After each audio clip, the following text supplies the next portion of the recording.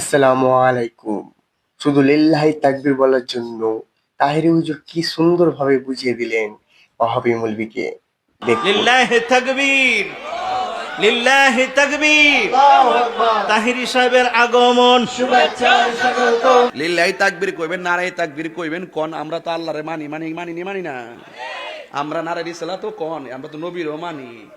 যেখানে আল্লাহর স্লোগান থাকবে এখানে নবীর স্লোগানও থাকবে, লা ইলাহা ইল্লাল্লাহ মুহাম্মাদুর রাসূলুল্লাহ। এই জন্য আমি ভাবতেছি যে বাইরে আর ঠেলা ঠেলি কইরেন না, এবার আয়েন মিল্লা জিল্লা হইলে বুঝায়েন নেন, নাইলে বুঝায়েন ইত্যালয় আর ঠেলা ঠেলি করে লাভ নাই। আমরা অবস্থা বেশি ভালো না, কথা কোন ঠিক না। আর তাহিরি যেই কথাটি কইব এটি কিন্তু ফালাই দনের মতন কথা না।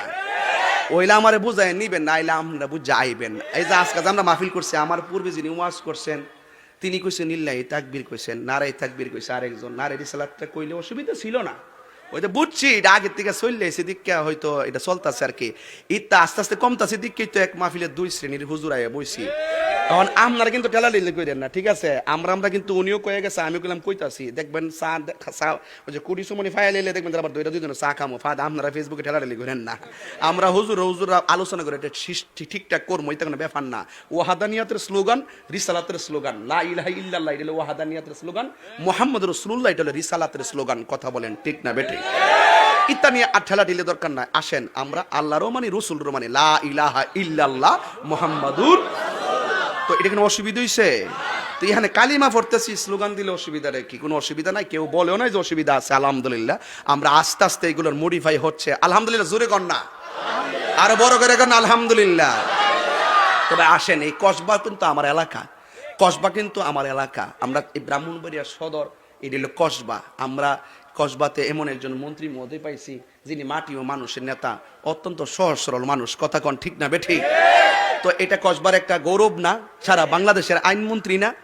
তো এই জন্য এই আইনগুলো প্রণয়ন হয় বাংলাদেশে। আর এই যে কোরআন সুন্নাহ ইজমা কিয়াসের আলোকে যে আইনগুলো, এই আইনগুলো অনেক আগে থেকে প্রতিষ্ঠিত।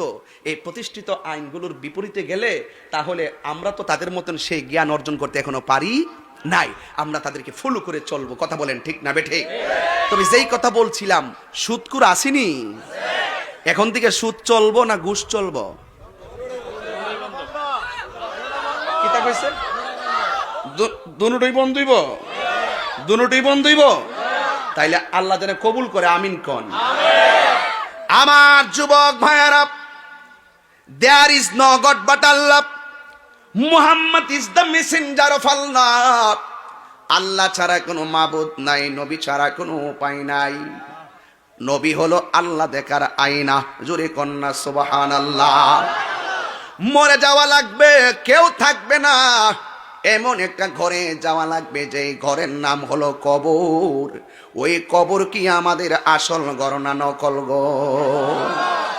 ওই আসল ঘরে যাওয়ার আগে আল্লাহর বিধানগুলো মানার মতো মানতে হবে।